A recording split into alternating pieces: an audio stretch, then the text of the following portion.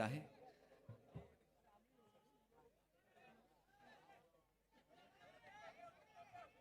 खासदार अनिल देसाई, विभाग प्रमुख महेश सावंत, श्रद्धाताई जाधव या तसेच विभाग या संपूर्ण विभागाच्या वतीने उद्धवजींचं स्वागत करण्यात येत आहे.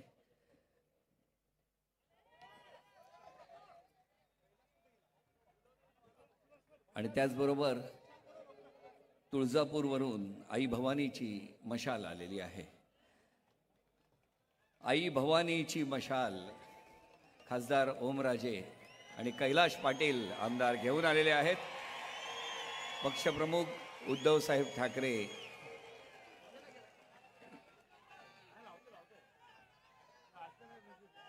यांच्यासाठी हा आई भवानीचा आशीर्वाद धाराशिववरून आमदार कैलाश पाटील यांनी आई भवानीचा हा आशीर्वाद आणलेला आहे. आई भवानीचा, आई भवानीचा. आणि यानंतर या दसरा मेळाव्यामध्ये आपण ज्यांचे विचार ऐकण्यासाठी उत्सुक आहोत, मी पक्षप्रमुख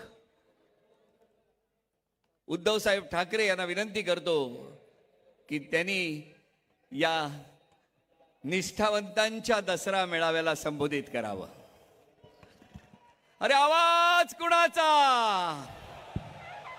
पक्षप्रमुख उद्धव साहेब ठाकरे यांचा.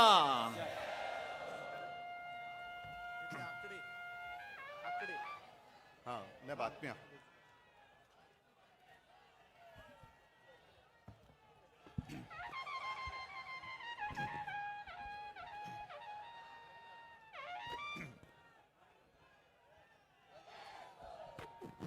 जमलेल्या माझ्या तमाम हिंदू बांधवांनो, भगिनींनो आणि मातांनो,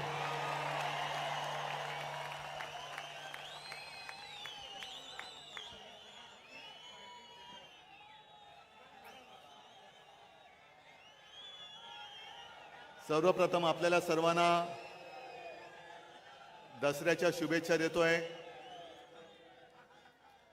आज शस्त्रपूजन आणि सरस्वती पूजन करत असतो आपण.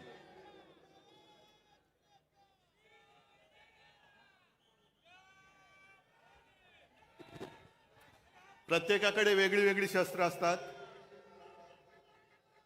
कोणाकडे तलवार आहे, कोणाकडे गन आहे, कोणाकडे मशीन गन आहे, पण आमच्याकडे लढवय्या मन आहे.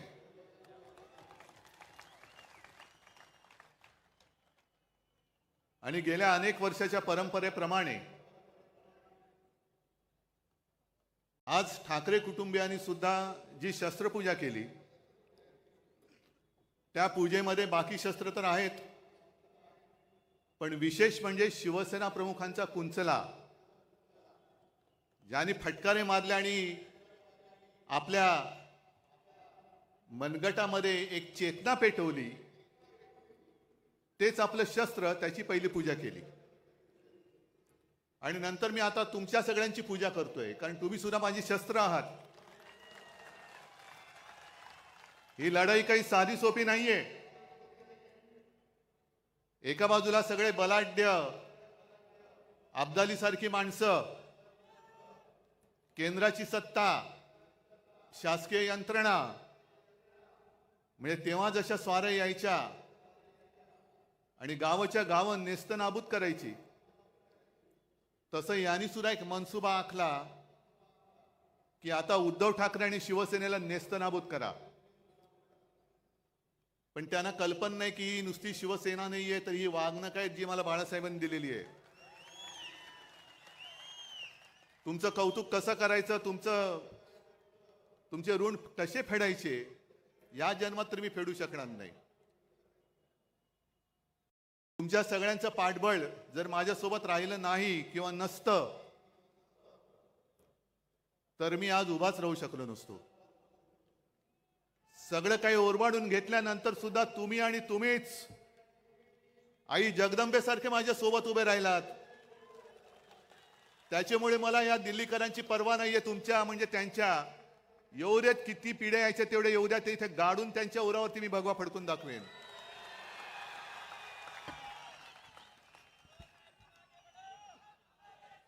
मजल दर मजल करत चाललेलो आहोत. 56 वर्ष 57 वर्ष. मी तर म्हणेन दरवर्षी शिवसेनेला नवीन अंकुर फुटतायत. आणि आज हे भगवे जे आहेत, हे भगवे मशाली झालेले आहेत त्यांच्या. इथला प्रत्येक शिवसैनिक आजपासून शिवसेना प्रमुखांची, बाळासाहेबांची मशाल बनवून या भ्रष्टाचारी सरकारला चूड लालू अशी राहणार नाही. संजय राऊतजी, आपण जे बोललात की टाटांबद्दल सांगितलं की उद्योगपती गेल्यानंतर हळहळ वाटणं हे फार हल्ली दुर्मिळ झाले. याचं कारण असं आहे की टाटांसारखे उद्योगपती हे अशी विरळे असतात. टाटांनी काय केलं? अनेक गोष्टी त्यांनी दिल्या, पण आपल्या रोजच्या जेवणातली लज्जत वाढवण्यासाठी टाटा नमक दिलं. आणि आत्ताचे जे उद्योगपती आहेत ते अख्खं मिठागर गिळतायत. म्हणून टाटा गेल्याची याचं वाईट वाटतंय आणि मिठागर गिळणारे जात का नाहीत याचं सुद्धा वाईट वाटतंय. जे जायला पाहिजे ते जात नाहीत आणि जे जाऊ नयेत अशी लोक जात आहेत. पण एक गोष्ट मला आवर्जून सांगायला पाहिजे, टाटा साहेबांची आठवण मुद्दामून सांगतो, कारण शिवसेना प्रमुख आपल्यातून गेल्यानंतर, तसे गेलेले नाही, तिकडे प्रत्येकाच्या हृदयात शिवसेना प्रमुख आहेतच. पण टाटा साहेब घरी आले होते आमच्या कुटुंबियांची भेट घ्यायला. बराच वेळ बसले, गप्पा मारल्या आणि निघताना मला सांगितलं की उद्धव, एक लक्षात ठेव, तुला आणि मला खूप मोठी परंपरा आणि वारसा लाभलेला आहे. तुला जसा शिवसेना प्रमुखांचा वारसा लाभलाय तसा मला JRD टाटांचा लाभलेला आहे. आणि JRD नंतर जेव्हा मी काम सांभाळायला सुरुवात केली त्याने माझ्यावरती हा संपूर्ण कारभार सोपवला. मी कामकाजाला सुरुवात केल्यानंतर बरेच दिवस असं व्हायचं की कोणताही निर्णय घेताना माझ्या मनात यायचं की आज JRD असते तर काय केलं असतं, आणि म्हणे मी निर्णयच घेऊ शकत नव्हतो. आणि अचानक माझ्या लक्षात आलं की अनेक वर्ष JRDने मला काम करताना बघितलंय, माझी शैली बघितली, माझी पद्धत बघितली, आणि त्यांचा जेव्हा पूर्ण विश्वास माझ्यावरती बसला की माझा वारसा हा रतनच पुढे घेऊन जाऊ शकेल, तेव्हा त्यांनी माझ्या खांद्यावरती धुरा ठेवली. आणि तसंच तुझं आहे. जशी माझी निवड JRDने केली तशी तुझी निवड शिवसेना प्रमुखांनी केलेली आहे. शिवसेना प्रमुखांनी तुला बघितलेलं आहे, कठीण काळात तू काय करतोस, कसा लढतोस, तुझे निर्णय तू कसे घेतोस, हे बघितल्यानंतर जेव्हा त्यांना खात्री पटली की हा माझा वारसा पुढे समर्थपणाने घेऊन जाऊ शकेल, तेव्हाच त्यांनी तुझी निवड केलेली आहे. म्हणून तुला जे ज्या वेळेला योग्य वाटेल तेच तू कर, हेच शिवसेना प्रमुखांना अभिप्रेत आहे आणि तेच मी करतोय. मी कुठेही बाळासाहेबांचा विचार सोडलेला नाही. भाजपला लाथ घातली याचं कारण त्यांचं हिंदुत्व आहे, गोमूत्रधारी बुरसटलेले हिंदुत्व आहे, म्हणून मी त्यांना लाथ घातली. आणि आज या परत लोकशाहीच्या युद्धाला सुरू करताना मी तुम्हाला जाहीर प्रश्न विचारतो, मी घेतलेला निर्णय योग्य आहे का अयोग्य आहे? जे मी त्यांच्याशी लढतोय हे बरोबर आहे का चूक आहे? बरोबर आहे ना? मग जा त्या मिंद्यांना सांगा की तुझा विचार हा बाळासाहेबांचा विचार नाही. आज त्यांनी जी काय एक जाहिरात केलेली आहे, हिंदुत्व आमचा श्वास, मराठी आमचा प्राण, पण पुढच्या 2 ओळी राहिल्या, हिंदुत्व आमचा श्वास, मराठी आमचा प्राण, अदानी आमची जान आणि आम्ही शेठजींचे श्वान.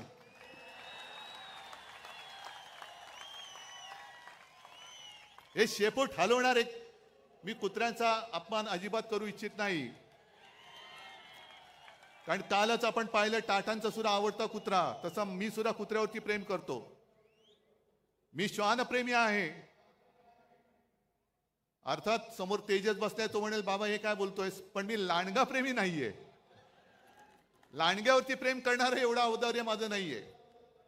हे लांडगेत वाघाचं कातड पांघरण्याचा प्रयत्न करतायत. काय काय उघडं पडते त्यांना माहिती नाहीये, पण चाललंय आपलं. एक लक्षात घ्या की आजची ही लढाई आपण लढायला जातो आहोत. हे महाभारत आहे.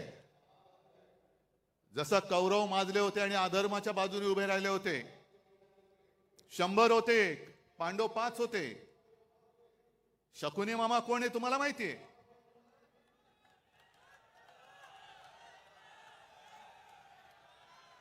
पण कौरवांची जी मस्ती होती की तुम्हाला आम्ही सुईच्या अग्रावर मावेल एवढी सुद्धा जमीन देणार नाही, तीच वृत्ती या भाजपची आहे.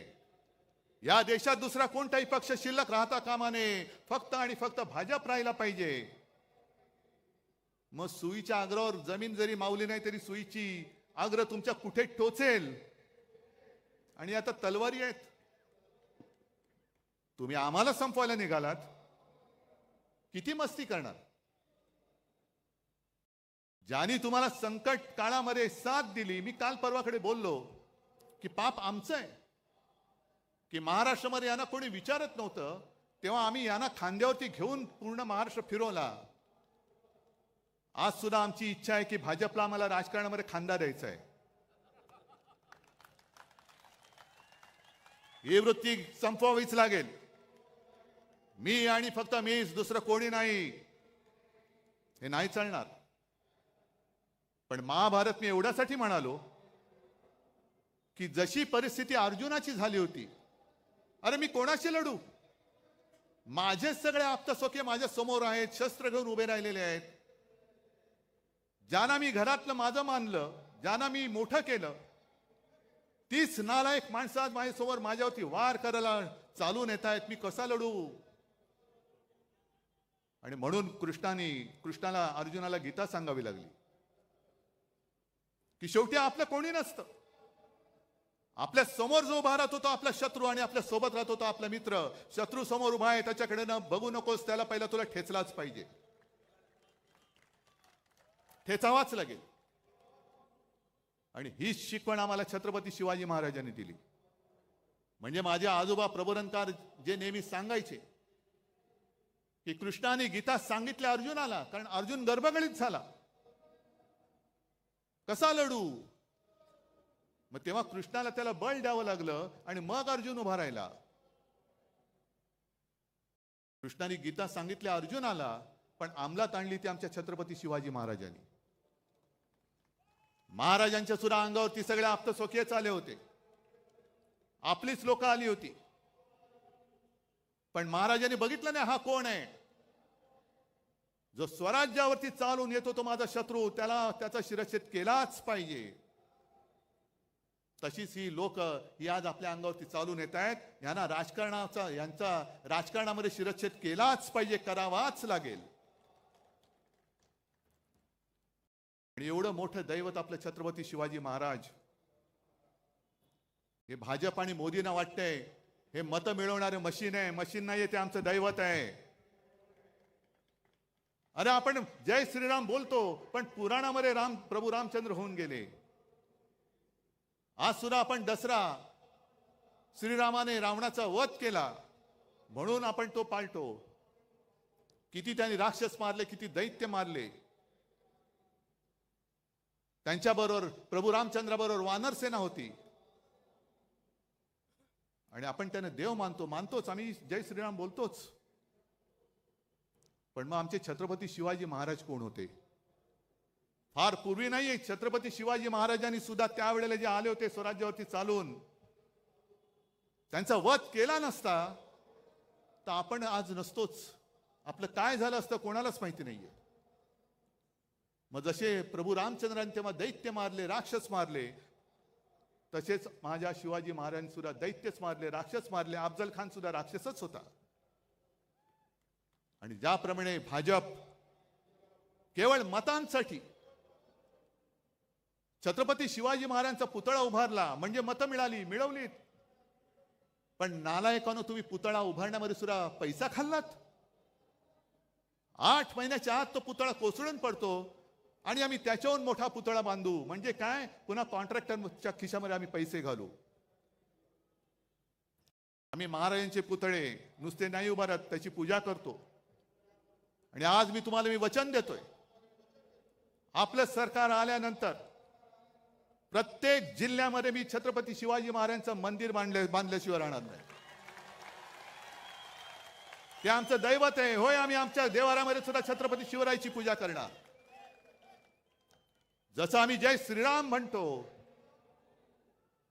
तसं आम्ही जय शिवराय सुद्धा त्याच किंवा त्याहून मोठ्या आवाजामध्ये म्हणणार. जय शिवराय, जय शिवराय हा माझ्या महाराष्ट्राचा मंत्र आहे. आणि माझी तर अशी इच्छा आहे, छत्रपती शिवाजी महाराजांनी संपूर्ण देशात पहिला प्रथम आरमार उभं केलं म्हणून मग ते INS शिवाजी वगैरे सगळं ते आलं. महाराष्ट्रामध्ये प्रत्येक जिल्ह्यात तर मी मंदिर उभारीनाच, पण आपल्या देशामध्ये सगळ्या राज्यामध्ये छत्रपती शिवाजी महाराजांचं मंदिर हे उभारलं गेलं पाहिजे. प्रत्येक राज्यामध्ये उभारलं गेलं पाहिजे. आणि मंदिर केवळ मंत्रोच्चारासाठी नाही, तर त्यांच्या आयुष्यातले जे काही प्रसंग आहेत, ज्याला पुरावे आहेत, हे सगळे प्रसंग त्या मंदिरात आणि मंदिराच्या आजूबाजूला शिवचरित्राच्या निमित्ताने किंवा त्या दृष्टीने हे कोरले जातील किंवा दाखवले जातील. नाहीतर छत्रपती शिवाजी महाराजांची जयंती आली, राज्याभिषेक दिन आला की पुतळा साफसूफ करायचा, त्याला हार घालायचा, छत्रपती शिवाजी महाराज की जय बोलायचं. हे एवढ्या पुरतं आमचं दैवत नाही. आमचं दैवत खूप मोठं आहे. दुसरा कोणता असा राजा आहे की 400 वर्ष झाल्यानंतर सुद्धा छत्रपती शिवाजी महाराज की जय बोलल्यानंतर एक वेळ मुर्दा पुन्हा उठून उभा राहू शकतो, एवढी ताकद दुसऱ्या कोणत्या जयघोषामध्ये आहे? मोदीजी, तुम्हाला आणि तुमच्या मिंद्या सरकारला शिवाजी महाराज म्हणजे नुसतं मतं मिळवण्याचं यंत्र वाटत असेल तर त्याचं असं यंत्र नाहीये. ते म्हणजे काही ईव्हीएम नाहीये. ईव्हीएम सारखा माझ्या महाराजांचा वापर करू नका. आम्ही आमच्या दैवताचा मान राखणारच. करा, तुम्हाला किती कोणाला टीका करायची ती करा, मला परवा नाही. मी महाराजांना देव मानतो. तुम्ही मानत असाल नसाल बघून घेईल महाराष्ट्र तुम्हाला. जो महाराजांच्या मंदिराला विरोध करेल त्याला माझा महाराष्ट्र, छत्रपती शिवरायाचा महाराष्ट्र बघून घेईल. पण हे आपलं दैवत आपण नाही पूजायचं तर दुसरं कोणी पूजायचं? काय मोदींची मंदिरं बांधणार? आज म्हणे संघाला काहीतरी 100 वर्ष होत आहेत, या वर्षी का पुढच्या वर्षी. मला आदर आहे, भागवतांबद्दल आदर आहे, संघाबद्दल आदर आहे, संघाच्या कार्यकर्त्यांबद्दल आदर आहे. फक्त ते जे काय करतात त्याच्याबद्दल आदर नाहीये. याचं कारण मला भागवतजींना विचारायचंय की तुम्ही ज्या काही गोष्टी सांगता आहात त्या कोणासाठी सांगतात?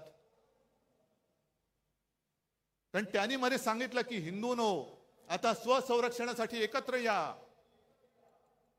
म्हणजे काय, 10 वर्ष झाली विश्वगुरु तिकडे बसलेत, अजूनही तुम्ही हिंदूंचं संरक्षण नाही करू शकत? मग ते राजू श्रीवास्तव तो होता ना आपला, कॉमेडी करायचा, त्यांनी सांगितलं होतं एकदा की पूर्वी कसं होतं, ते गुरखे असायचे, रात्रभर राखण करायचे, जागते रहो जागते रहो मेरे भरोसे पर मत रहो. म्हणजे तुमचं रक्षण तुम्ही करा, आम्ही नालायक आहोत, तुम्ही निवडून दिलं तरी तुमचं रक्षण करू शकत नाही, तुमचं रक्षण तुम्ही करा. मग कशाला पाहिजेत मोदी? जर 10 वर्ष, हे 11वं वर्ष संपूर्ण देशाने तिसऱ्यांदा सत्ता देऊन सुद्धा या देशातला हिंदू, जर तुम्ही आता म्हणत असाल हिंदू खतरे में है, तर मी म्हणेन काँग्रेस का बरी होती? कारण त्या काळात तुम्हीच म्हणायचा की इस्लाम खतरे में है. आता हे तुम्हाला सगळं आठवतंय.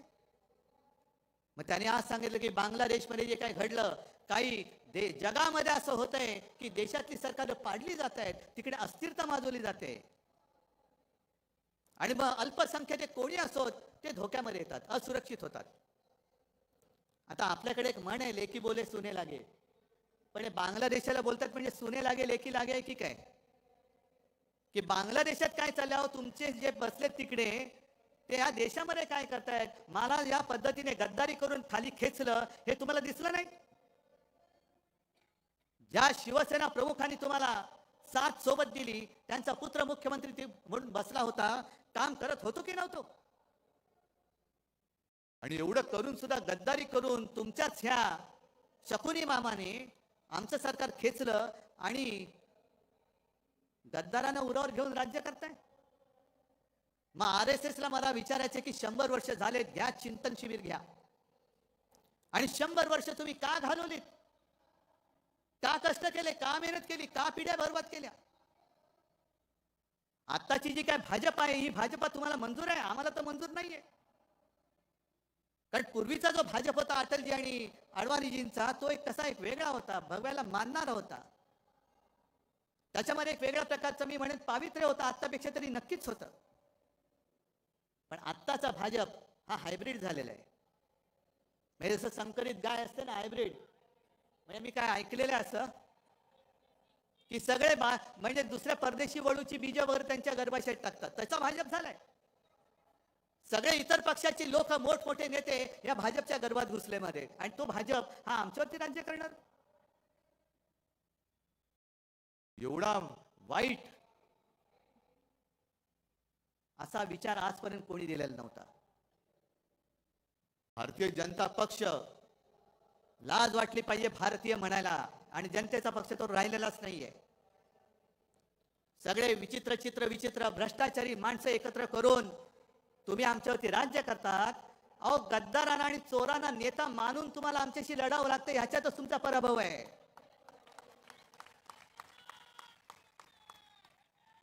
चोरांना डोक्यावर बसवत आहे, गद्दारांना डोक्यावर बसवत आहे, आणि किती खाताय, किती भ्रष्टाचार करताय.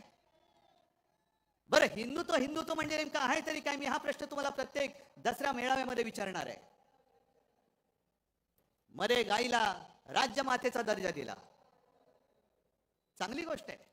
एक देशी प्रजाती म्हणून गाई वाचवलीच पाहिजे. आपली जी देशी गाय आहे ती एक प्राणी म्हणून, प्रजाती म्हणून ती वाचवलीच पाहिजे. पण मला आता प्रश्न असा पडलाय की गाय ही राज्यमाता झाली असेल, मराठी अभिजात भाषा झाली, मग राज्याची राज्यभाषा कोणती? कारण राज्यमाता गाय. मग गायीचं हंबरणं ही आपली राज्यभाषा होणार का? आणि गायीचं हंबरणं ही जर का राज्यभाषा असेल, तर कवळ्या मुलींवरती जे काय अत्याचार होत आहेत, ते तो हंबरडा तुमच्या कानावरती का पडत नाही? हा माझा पुढचा प्रश्न आहे. महिलांवरती जे अत्याचार होत आहेत, गोरगरीब जे त्रासलेले आहेत, हा हंबरडा हा तुमच्या कानावरती जात नसेल तर कशाला गाईला राज्यमाता मानताय?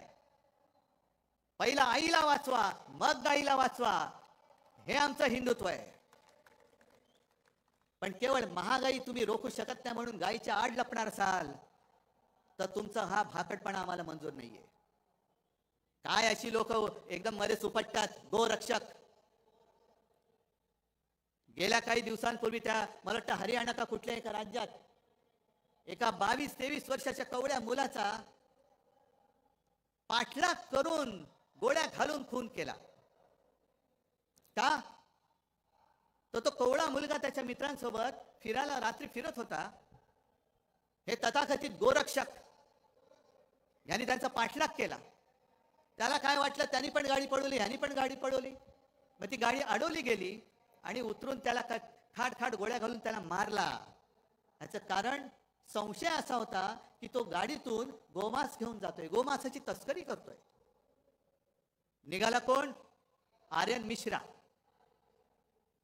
काय कुठे बातमी आली दुसऱ्या दिवशी? नाही, कारण मारला गेला हिंदू. पण हाच जर का आर्यन खान असता, आणखीन कोणतरी आर्यन शेख असता, तर काय आगडो मुसळला असता. हिंदुत्व खतरे में, हिंदुत्व खतरे में. जर गोमांसाची तस्करी केली म्हणून तुम्ही आर्यन मिश्राला मारला असाल, तर मग किरण रिजिजू जे बोलले स्वतः की मी गोमांस खातो, बीफ खातो, काय माझं वाकडं करायचं तर करा, काय केलं का त्यांना काय तुम्ही करत नाही, गोळ्या घाला, असं माझं म्हणणं नाहीये. हा दुतोंडीपणा का करतात? कवळी कवळी मुलं तुम्ही मारतात, गोळ्या घालून मारता, आणि जे बीफ खातो तुम्हाला काय उकडायचं ते उकडा म्हणणार आहे, त्यानं मोदीजी तुम्ही तुमच्या कॅबिनेटमध्ये बाजूला मांडी लावून बसवता. हे हिंदुत्व मला मान्य नाही, हे थोतांड मला मान्य नाहीये. आणि म्हणून मी लढतो यात बेगडे हिंदुत्ववाद्यांशी, नव हिंदुत्ववादी जे म्हणतात बेगडे हिंदुत्ववादी, म्हणून मी लढतोय त्यांच्याशी. एक तर संपूर्णपणे तुम्ही देशाची विल्हेवाट लावलेली आहात. हिंदू मुसलमान असा तर झगडा लावलेलाच आहात. हिंदूंमध्ये पुन्हा भेदभाव करतायत. महाराष्ट्रामध्ये आल्यानंतर हिंदूमध्ये पुन्हा मराठी अमराठी करतायत. मराठी माणसामध्ये पुन्हा जातीपातीमध्ये भांडणं लावतायत. याला आरक्षण देऊ, त्याला आरक्षण देऊ. अहो, तुमच्यात जर का धमक असेल तर आजपर्यंत तुम्ही आरक्षण देऊन दाखवायला पाहिजे होतं. मग ते मराठ्यांचं आरक्षण असेल, धनगरांचं आरक्षण असेल, ओबीसीचं आरक्षण कायम ठेवण्याचा प्रश्न असेल, आदिवासींचं आरक्षण कायम ठेवण्याचा प्रश्न असेल, हे आजपर्यंत तुम्ही करून का दाखवलं नाहीत? आणि तसं पाहिलं तर 95-96 सालीच्या सुमारास वाजपेयींनी सोलापूरमध्येच जाहीर सभेत आश्वासन दिलं होतं की माझं सरकार आल्यानंतर पहिल्या कॅबिनेटमध्ये मी धनगरांना आरक्षण देईन. वाजपेयीजी जाऊन आज इतके वर्ष झाले, अजूनही धनगर तसेच लढतायत. मराठा माझा तसाच लढतोय. आदिवासी भयभीत झालेले आहेत, ओबीसी भयभीत झालेले आहेत. का तुम्ही हे पाप करतात? का जातीपातीमध्ये भांडणं लावतात? आणि हेच ते शिवतीर्थ आहे जिथून शिवसेना प्रमुखांनी सांगितलं होतं, मराठा मराठेतर, ब्राह्मण ब्राह्मणेतर, 96 कुळी 92 कुळी, स्पृश्य अस्पृश्य, घाटी कोकणी, हे सर्व भेदाभेद गाडून मराठी माणसाची भक्कम एकजूट बांधा.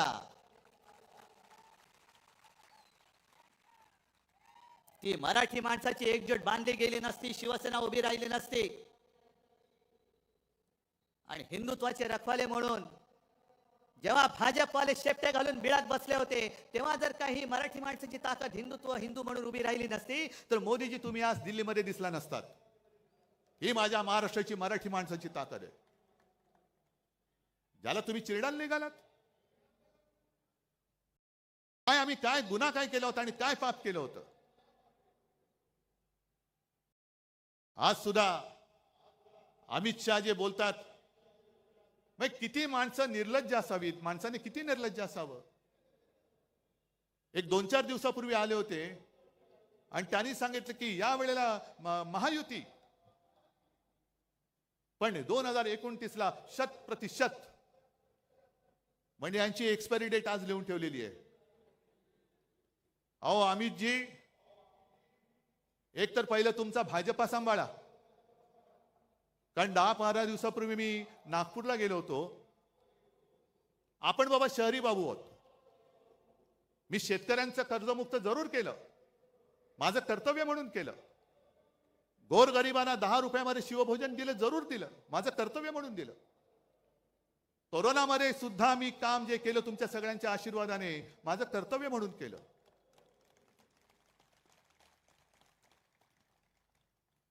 पण नागपूरला मी गेलो, मी तुम्हाला का म्हटलं की मी शहरी बाबू आहेच, मला शेतीतलं कळत नाही. पण शेतकऱ्याचे अश्रू मला दिसतात, जे तुम्हाला दिसत नाहीत. नागपूरमध्ये गेल्यानंतर मला तिथल्या लोकांनी सांगितलं की उद्धवजी, हालत फार वाईट आहे. सोयाबीनला भाव नाही, कापसाला भाव नाही, गेल्या वर्षीचा पीक विमा अजून मिळालेला नाहीये, बँका कर्ज देत नाहीयेत, आणि त्याच्यामध्ये काय काय वेळेला नैसर्गिक आपत्ती येते. संत्र्यावरती म्हणे तो एक डिंक्या रोग येतो. म्हटलं डिंक्या रोग म्हणजे काय? नाही, तो खोडावरती येतो किडा, खोड किडा, आणि तो खोड पकडून टाकतो. आणि दुसरा गुलाबावर, आपलं कापसावरती येतो. कापसाच्या बोंडावरती येते ती गुलाबी अळी. आता ती अळी जॅकेट घालते की नाही मला माहित नाही, पण तिला गुलाबी बोंड अळी असं म्हणतात. अमित शहाजी, तुमच्या भाजपच्या झाडाला दाढीवाला खोडकिडा लागलाय आणि तुमच्या बोंडावरती गुलाबी जॅकेटवाली अळी पडली, ती बघा.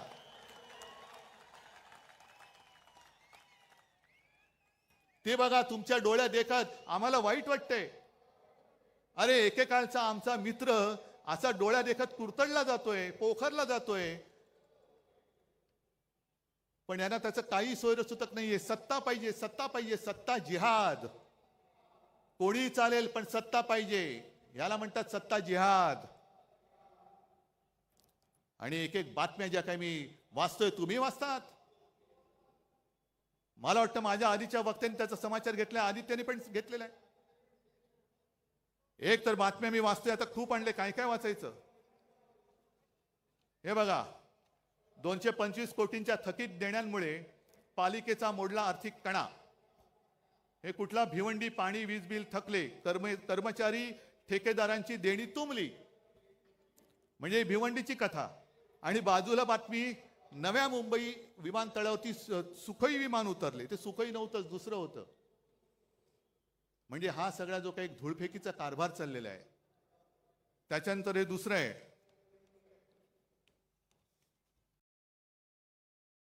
हे बघा, हे ठाण्याचं आहे. हजारो कोटींची खैरात करूनही ठाणे पालिकेची झोळी फाटकी. कोणाच्या खिशात गेले पैसे? मिंद्याच्या. त्याच्यानंतर आपल्याला या गोष्टी कळत नाही.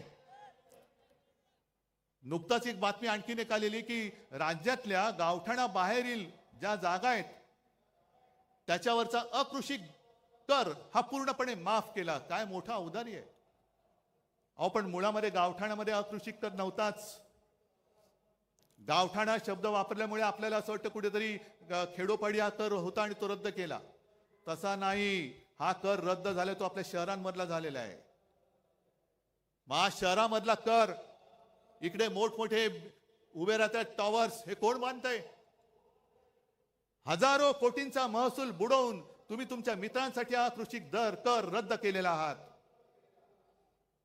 थोडे दिवस थांबा जरा, 1-2 महिने थांबा, आमचं सरकार येतंय. आणि ही जी काय तुमची मस्ती आहे ना, 11 दिवसात तब्बल 1600 शासन निर्णय जारी. यातले अनेक निर्णय आम्ही रद्द केल्याशिवाय राहणार नाही. जे जे माझ्या राज्याच्या मुळावरती येणारे निर्णय आहेत, जे जे तुमच्या विकासकांचे, बिल्डरचे, मित्रांचे झोळ्या भरणारे निर्णय आहेत, ते आम्ही रद्द करूच. तुमच्यावरती पण गुन्हे दाखल करू. पण मी सगळ्या अधिकाऱ्यांना सांगतोय, तुम्ही या पापात सहभागी होऊ नका, नाही तर तुम्हाला सुद्धा तुरुंगात आम्ही टाकल्याशिवाय राहणार नाही. मुंबई महापालिकेची सुद्धा हालत एवढी वाईट केलेली आहे.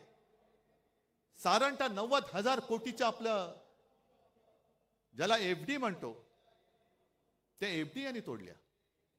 आणि माझी जी माहिती मिळाली आहे की साधारणतः 40,000 कोटी रुपये फक्त शिल्लक राहिलेत. बाकीचे उडवून टाकले. आणि 40,000 कोटी का? तर ते तोडता येत नाही म्हणून पगारासाठी ठेवावे लागतात, इतर देणी देण्यासाठी असतात. म्हणजे आपली मुंबई महापालिका ही एवढी श्रीमंत, ही श्रीमंत मुंबई, माझी मुंबईकर हा माझा श्रीमंतच आहे, मनाने श्रीमंत आहे. 90,000 कोटी यांनी उडवून टाकले. आणि विकास कामं एवढी काढली, जवळपास 2.5-3 लाख कोटीचे वर्क ऑर्डर यांनी देऊन टाकलेले आहेत. कोणाला दिल्यात? कसली विकास कामं?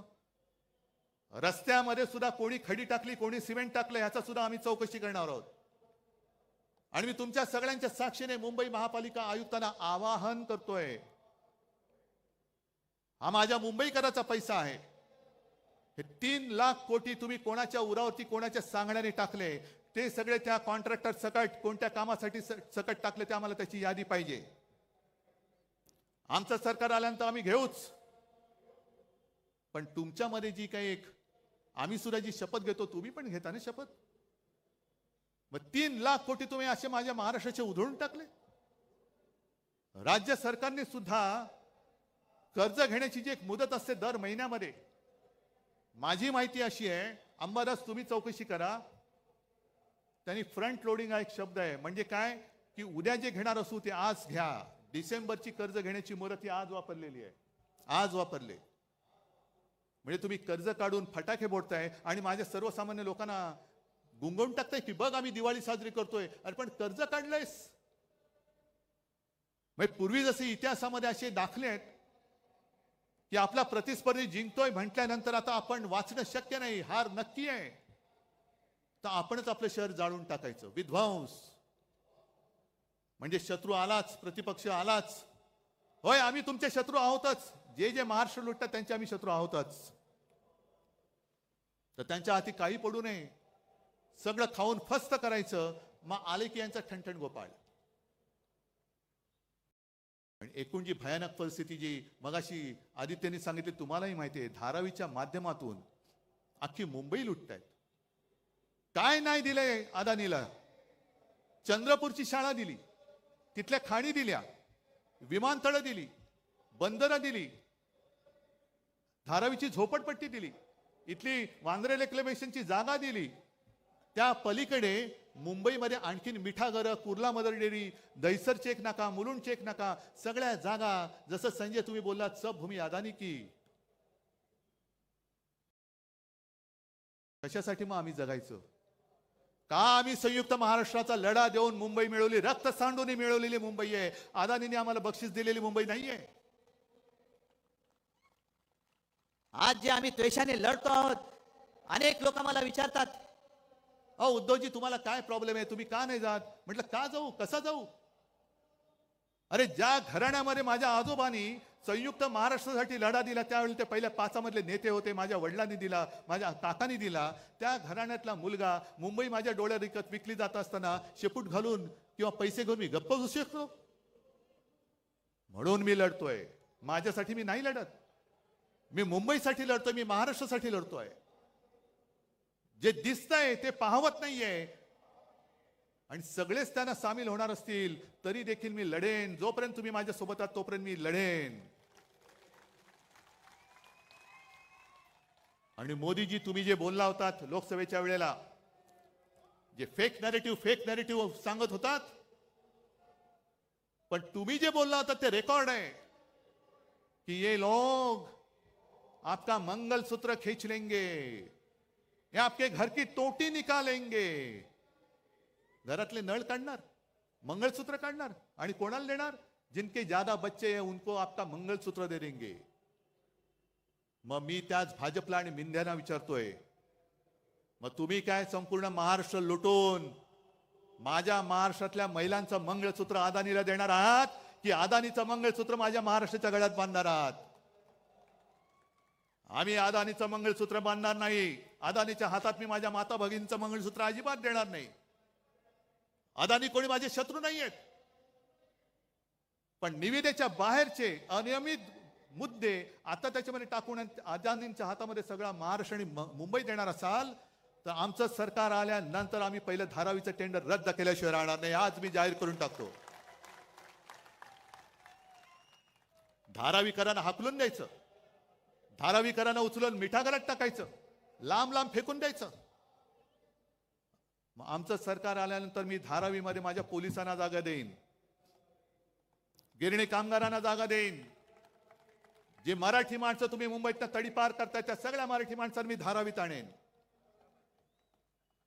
आणि वांद्रे सरकारी कर्मचाऱ्यांची जी वसाहत आहे, मी मुख्यमंत्री असताना शेवटच्या कॅबिनेटमध्ये मी निर्णय घेतला होता की माझ्या सरकारी कर्मचाऱ्यांनी जिथल्या तिथे घर मी देईन. हे सरकार बदलल्यानंतर निर्णय बदलला. संपूर्ण जागा त्यांनी कोर्टाला देऊन टाकली. कोर्टाला जागा द्यायला आमची ना नाहीये. आम्ही त्यावेळेला कोर्टाला जागा देत होतो, कोर्ट सुद्धा त्याला मान्य होत होतं.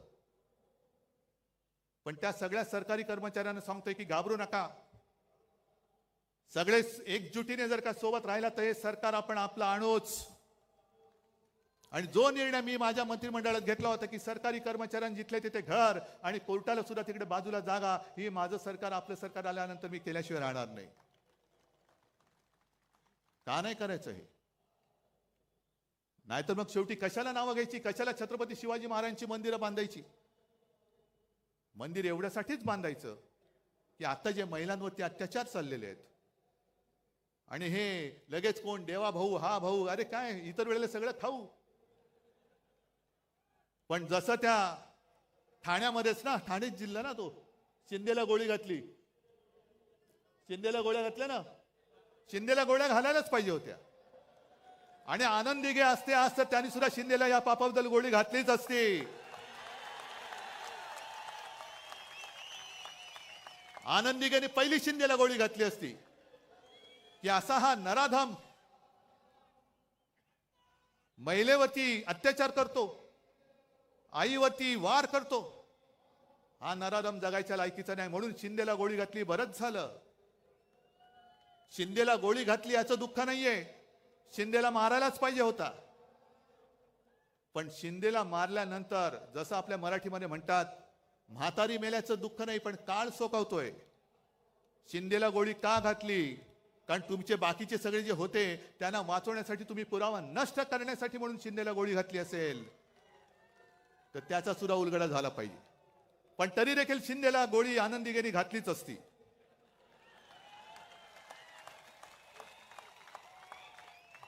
असे हे महिलांवरती अत्याचार करणारे शिंदे जगायच्या लायकीचेच नाहीयेत. आणि एकूण सगळा जर का आपण आढावा घेतला, रोज उठून बघतोय माझा महाराष्ट्र लुटला जातोय, लुटला जातोय, लुटला जातोय.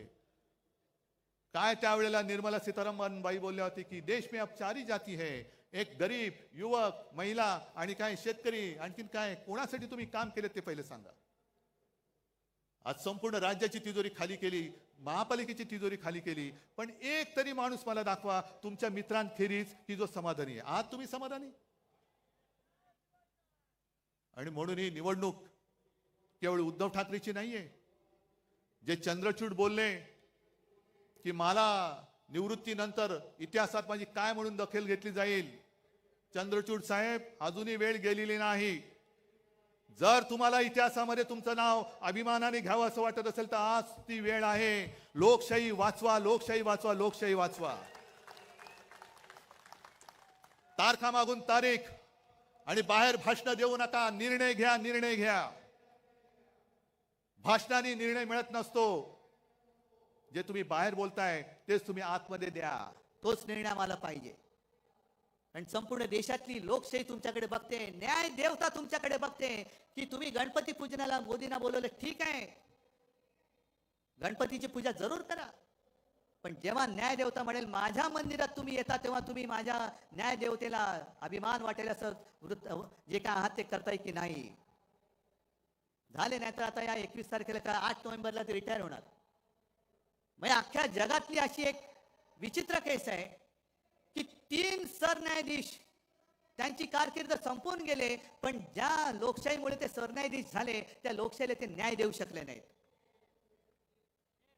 ही लोकशाहीची थट्टा आहे. न्याय मंदिर सर्वोच्च आहे, पण त्याच्याही पेक्षा मोठं माझं या लोकांचं मंदिर आहे. हे माझं न्यायालय आणि या न्यायालयात मी आलेलो आहे. आज दार ठोकून ठोकून ठोकून आमचे हात दुखायला लागले, पण न्याय मंदिराचे दरवाजे उघडत नाही. आम्हाला न्याय देवता पावणार तरी कशी, आमचा न्याय निवाडा करणार तरी कशी. न्याय देवतेच्या डोळ्यावरती पट्टी असते, तिला समोरचं कोण लहान आहे का मोठा आहे हा फरक नसतो. ती आक्रोश तिच्या कानावरती पडत असतो. पण एखादा धृतराष्ट्रासारखा जर का तिकडे बसला आणि समोर लोकशाही रूपी द्रौपदीचं वस्त्रण होताना सुद्धा माझं पुढे काय होणार ह्याची चिंता करत असेल तर मग मी म्हणेन तुम्ही रिटायर झाल्यानंतरच मी तुमच्याबद्दल बोलेन. पण आता बोललो तर तुम्ही इतर वेळेला तारीख पे तारीख, पण आता काय बोललो तर मी घरी पोहोचेपर्यंत तुमचा हातोडा पडेल डोक्यामध्ये. पण ही लढाई जे मी तुम्हाला म्हटलं ही केवळ माझ्यासाठी नाही, तर महाराष्ट्राची ओळख सांगणारी लढाई, महाराष्ट्राची ओळख ठरवणारी लढाई आहे. आणि म्हणून जे महाराष्ट्राचं वर्णन आहे, हे वर्णन आपण जे म्हणतो ना, मुद्दामून मी लिहूनच आणले. मंगल देशा, पवित्र देशा, राकट देशा, कणखर देशा, दगडांच्या देशा, नाजूक देशा, कोमल देशा, फुलांच्याही देशा, अंजन कांचन करवंदीच्या काटेरी देशा, बकुल फुलांच्या प्राजक्तीच्या दळदारी देशा. ह्या दरिद्रांच्या देशा नाही, दळभद्रांच्या देशा नाही, दळदारीच्या देशा, भावभक्तीच्या देशा आणि बुद्धीच्या देशा, शाहिरांच्या देशा, करत्या मर्दांच्या देशा. हे वर्णन आपल्याला कायम ठेवायचं आहे की गद्दारांच्या, लाचारांच्या, भ्रष्टाचारांच्या देशा असं करायचं आहे. भ्रष्टाचार एवढा प्रचंड झालेला आहे की मध्ये मी ऐकलं की 70,000 कोटीचा भ्रष्टाचार करणारे सुद्धा लाजून बाहेर पडतायत. त्यांना सुद्धा लाज वाटायला लागली की अरे हे एवढे मोठे आहेत, माझा 70,000 कोटीचा घोटाळा काहीच नाही, यांच्यातनं बाहेर पडलेलं बरं, अशी बातमी आहे. पण हे सगळं त्यांचं त्यांना लख लाभो हे आपण नाही सहन करून चालणार. जीवात जीव असेपर्यंत मी माझा महाराष्ट्र लुटायला देणार नाही. शेवटचा श्वास असेपर्यंत मी माझा महाराष्ट्र मोदी शहांचा होऊ देणार नाही. हा शाहू फुले आंबेडकरांचा महाराष्ट्र मी मोदी शहा अदानींचा महाराष्ट्र होऊ देणार नाही. हा शाहू फुले आंबेडकरांचा आणि छत्रपती शिवाजी महाराजांचा महाराष्ट्र आहे, तो मोदी शहांच्या हातात मी जाऊ देणार नाही. आणि म्हणून मी एक सहज आठवण म्हणून याच व्यासपीठावरती एक शपथ घेतली होती. आहे का रे?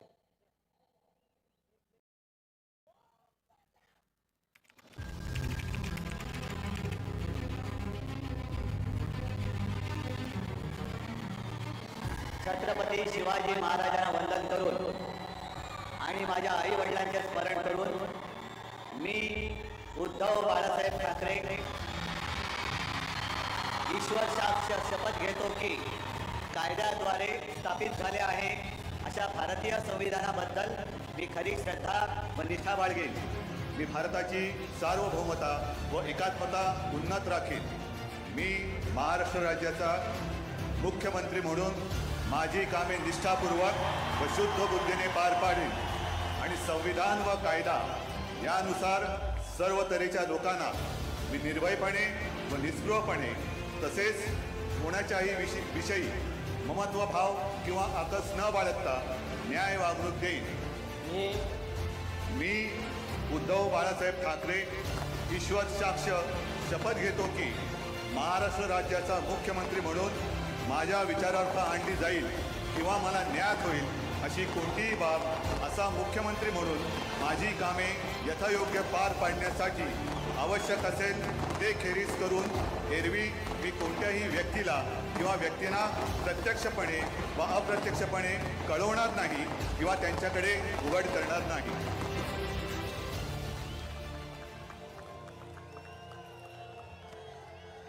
ही मी शपथ घेतली होती तुमच्या सगळ्यांच्या साक्षीने, आणि जशी शपथ घेतली होती तसा वागलो की नाही वागलो? आज तर माझ्याकडे काही नाहीये, पक्ष नाही, चिन्ह नाही. अगदी निर्लज्जपणाने वडील सुद्धा चोरलेत कारण स्वतःमध्ये धमक नाही. पण आज काही नसताना तुम्हाला सोबत घेऊन मी शपथ घेतोय, तुम्ही सुद्धा माझ्यावर शपथ घ्या. आहे तयारी? ठीक आहे, मग घ्या शपथ. मी एक स्वाभिमानी महाराष्ट्र प्रेमी म्हणून शपथ घेतो की 106 हुतात्म्यांच्या बलिदानातून मिळालेला महाराष्ट्र मी लुटारू आणि दरोडेखोरांच्या हाती जाऊ देणार नाही. मी शपथ घेतो की छत्रपती शिवराय व हिंदू हृदय सम्राट शिवसेना प्रमुख बाळासाहेब ठाकरे यांनी मराठी माणसांची भक्कम एकजूट उभी केली ती मी अभेद्य ठेवेन. मी शपथ घेतो की महाराष्ट्रात अंधकार घडवणाऱ्या दिल्लीतील शाह्यांना रोखण्यासाठी मी हिंदू हृदय सम्राट शिवसेना प्रमुख बाळासाहेब ठाकरे यांची मशाल बनून लढत राहीन. मी शपथ घेतो की हिंदू हृदय सम्राट शिवसेना प्रमुख बाळासाहेब ठाकरे यांना अभिप्रेत असलेली शिवशाही महाराष्ट्रात आणण्यासाठी मी हीच मशाल धगधगत ठेवेन. जय हिंद, जय महाराष्ट्र.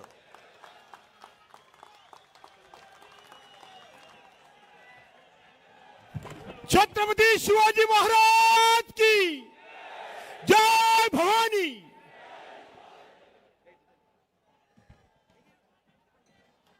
आणि यानंतर परंपरेनुसार शिवतीर्थावर रावणाचं दहन होणार आहे.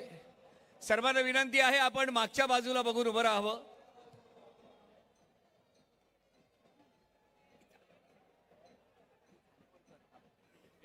सर्वांना विनंती आहे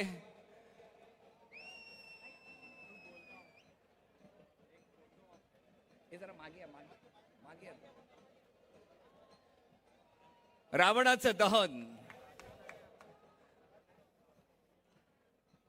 परंपरेनुसार रावण दहन या शिवतीर्थावर पार पडत आहे.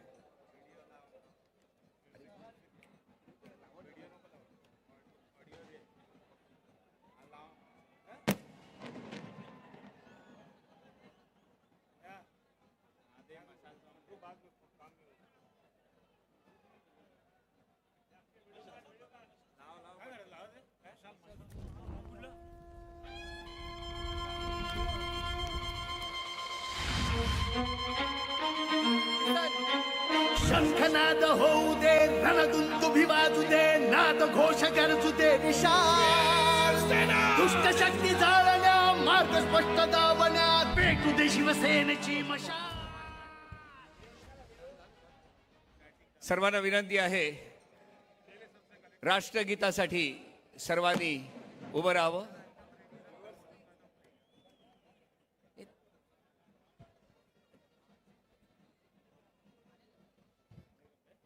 राष्ट्रगीत.